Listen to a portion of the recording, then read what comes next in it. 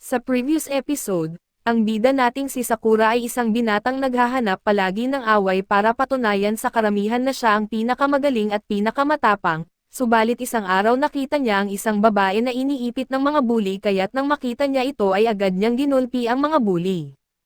Binalaan niya pa ito na tandaan ang kanyang hitsura at pangalan nang sa gayon ay maparating nila ito sa kanilang leader at harapin siya sa isang suntukan. Di naglaon ay nagkaroon ng kaguluhan sa lugar at isang grupo ng kalalakihan ang naghahasik ng kaguluhan sa lugar at dahil dito, agad na pumunta sila para pigilan ang mga ito. Binubugbog nila ang mga kalalakihan at nagawa nilang mapabagsak ang mga ito, di naglaon ay inatake ni Sakura ang leader nila at sinipa ito sa mukha.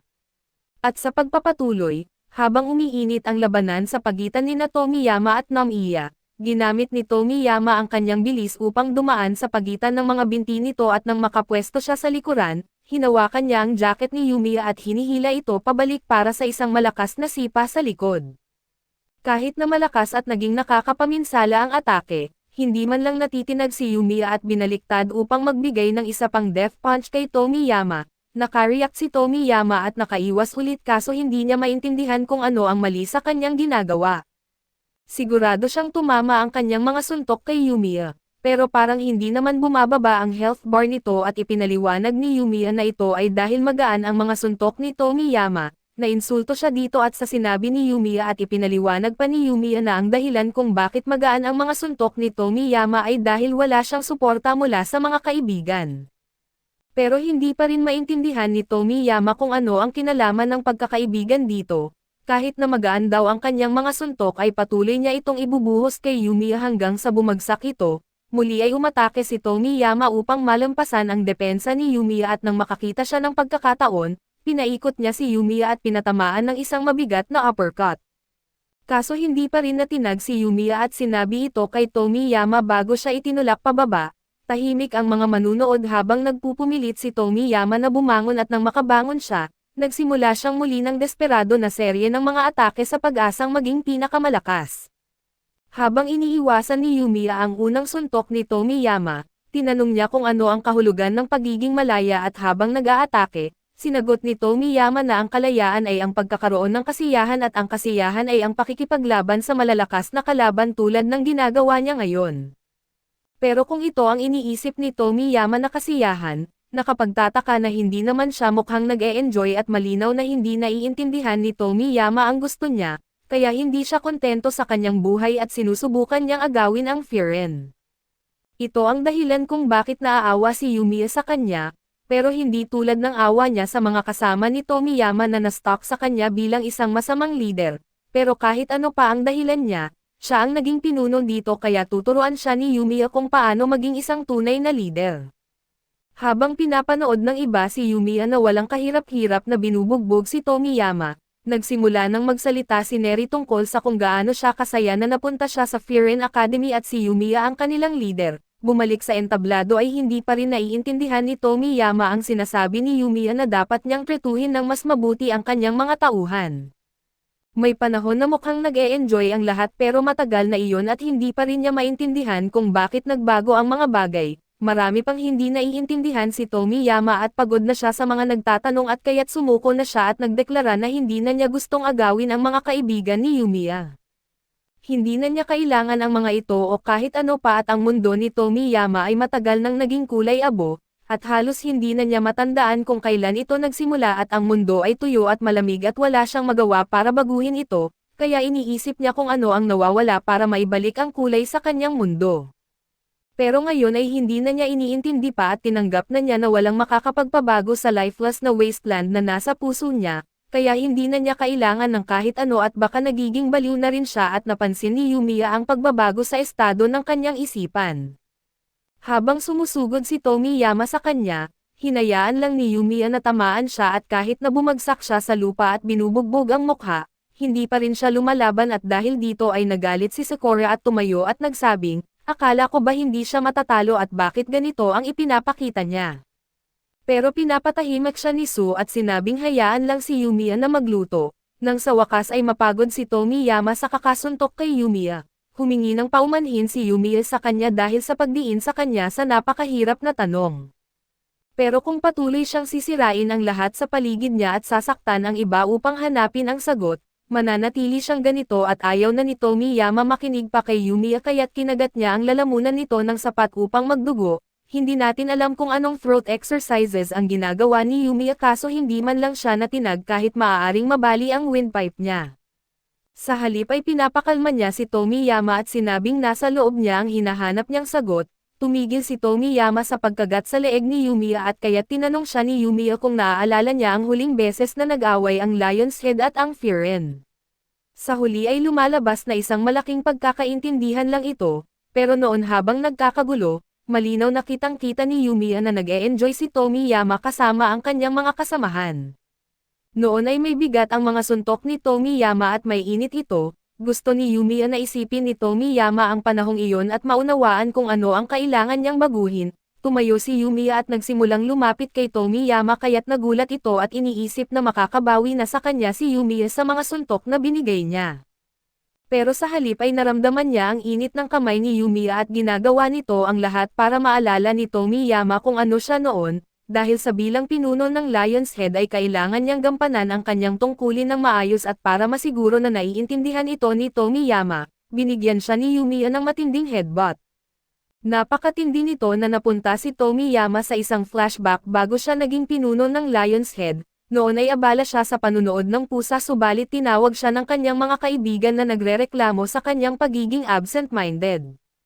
Papunta sila sa isang laban kaya't kung gusto ni Tomiyama na maging pinuno nila, kailangan niyang ayusin ang sarili at humingi siya ng paumanhin pero iniisip niya kung sino ba ang lalabanan nila ngayon, nagulat ang lahat ng sandali pero agad din silang nagtawanan. Ang pagiging makakalimutin ni Tomiyama ay nakakatawa sa kanila at siya rin ay natatawa. Masaya ang mga panahong iyon at umaasa si Tomiyama na manatili itong ganoon magpakailanman, pero tulad ng alam natin ay nagbago ito para sa mas masama at naiwan si Tomiyama sa dilim na parang naglalakad sa basag na salamin. Nahulog siya at doon niya napagtanto na nananaginip siya at kahit panaginip lang, naramdaman ni Tomiyama ang kasiyahan na maranasan muli ang mga dating araw. Nagising siya at nakita si Tomaki na nakatayo sa ibabaw niya at hindi niya maintindihan kung bakit malungkot ang mukha nito. Pero napagtanto niya na dahil sa natalo siya kay Yumiya at sinabi niya kay Tomaki ang tungkol sa panaginip niya patungkol sa nakaraan kung saan lahat ay nakangiti at nag-e-enjoy, nang makita iyon ay may tumama sa isip niya at ngayon ay natanto niya na maaari lamang siyang magsaya kapag masaya rin ang mga tao sa paligid niya. Humingi ng tawad si Tomaki kay Tomiyama dahil hindi siya nasuportahan noong mga panahong kailangan niya, walang sino man sa kanila ang nakakaalam kung bakit siya nagdurusa kaya't pinili nilang iwan siya. Nasaktan si Tomaki na makita si Tomiyama na nananakit ng iba at hindi niya mapapatawad ito sa pagwasak sa kanyang pangarap. Hindi alam ni Tomiyama ang pangarap ni Tomaki at ang pangarap na iyon ay ang mahalin si Tomiyama ng lahat kaya't nang makita ni Tomaki ang itsura sa mata ni Tomiyama, kahit alam niyang mali ay tiningnan niya ito at pinadali ang pagbulusok ni Tomiyama sa maling direksyon ng lakas. Pero matapos makipaglaban dito at malaman ang kanyang mga paniniwala na huwag kailanman sumuko, napagtanto niya na bilang miyembro ng Lion's Head ay dapat hinarap niya si Tomiyama noon pa, upang ipaalam ang kanyang nararamdaman at muling humingi ng tawad si Tomaki sa hindi pakikipag-usap nito at sa pag-iwan sa kanya upang harapin ang kanyang pagkakalito. Dahil hindi siya nakasama, nawalan si Tomiyama ng mga pinakamahalaga sa kanya at sinabi ni Tomiyama kay Togami na nagsusumikap siya upang maging pinuno dahil akala niya mas magiging masaya siya kaysa sa dati. Para bang habol niya ang isang kayamanan sa tuktok ng burol. Inakala niyang may kamangha-manghang mangyayari pagdating niya roon, pero nang maabot niya ang layunin at buksan ang kayamanan ay wala siyang nakita kundi isang malaking wala siyang naramdaman at wala nang inaasahan kaya natakot siya at pakiramdam niya ay wasak siya sa loob at kahit ano pa ang gawin niya, hindi napupuno ang kawalan na iyon. Alam niyang kailangan niyang gumawa ng paraan para ayusin ito pero wala siyang ideya kung saan magsisimula at habang tumatagal, lalo lamang dumidilim ang kanyang mundo at pagkatapos ng matagal na pakikibaka, sinimulan niyang sisihin ang buong koponan para sa kakulangan ng kasiyahan. Inisip niya na dahil mahina ang koponan kaya hindi siya masaya, kaya naisip niyang kung tanging malalakas na tao lamang ang nasa Lion's Head ay magiging malaya sila at masisiyahan ng magkasama. Sinabi niya kay Togami na hindi siya responsable sa anumang nawala kay Tomiyama dahil ngayon ay nakita niyang siya mismo ang nagtaboy sa mga mabubuting kaibigan na mayroon siya. Naalala ni Tomiyama kung paano siya laging natatawa ng buong puso kasama ang lahat sa paligid niya. Palagi na siyang malaya pero hindi niya napansin kung ano ang mayroon siya hanggang sa mawala ito at mas malala pa. Siya mismo ang sumisira nito at kung hindi dahil kay Togami ay baka wala nang natira sa Lion's Head ngayon. Ayaw ni Togami na kunin ang credit para dito kaso sinabi ni Yumiya sa kanya na huwag niyang sasaktan ang mga malalapit sa kanya, humingi siya ng paumanhin sa lahat ng sakit na naramdaman niya at nagpasalamat sa kanya sa patuloy na pagsisikap na panatilihing maayos ang lahat kahit may leader na tulad ni Tomiyama. Hindi niya maisip kung gaano kahirap ito kaya't humingi siya ng paumanhin ng paulit-ulit habang nagsisimula ng dumadaloy ang kanyang mga luha. Sa wakas ay tumayo siya at muling nagpasalamat kay Togami sa lahat ng ginawa nito para sa kanya pero oras na para wakasan ito at itama ang mga bagay. Lumapit siya kay Yumiya na nakatayo sa gilid ng entablado at hinuhubad ang kanyang jacket sa pagkabigla ng lahat. Talo na si Tomiyama ng patas kaya bumababa siya bilang leader ng Lion's Head at ipinapasa ang kontrol kay Yumiya. Tulad ng napagkasundoan sa duelo at nakiusap siya kay Yumiya na pakialagaan ang lahat ng naroon para sa kanya, pero hindi talaga gustong kunin ni Yumiya ang Lion's Head mula sa simula. Ang tanga-tanga na pusta na iyon ay ideya lamang ni Tomiyama at wala siyang balak talagang kunin ang Lion's Head kahit na manalo siya. Bukod pa rito ay ayaw niyang mag-asikaso ng isang malaking koponan dahil punong-puno na siya ng mga bagay na kailangan niyang gawin at talaga namang kinaiinisan niya ang mga boring na bagay na tulad nito.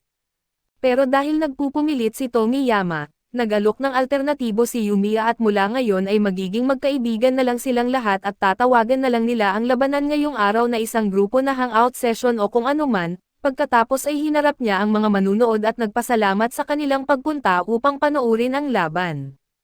Nalilito ang mga manunood pero sa unang pagkakataon sa matagal na panahon, tawa ng tawa si Tomiyama sa pagiging nakakatawa ni Yumiya at ngayong ayos na ang lahat, tinawag ni Yumiya ang lahat na mag-impake at umuwi na. Kaso dito muna matatapos ang ating recap, salamat sa inyong panonood hanggang sa muli.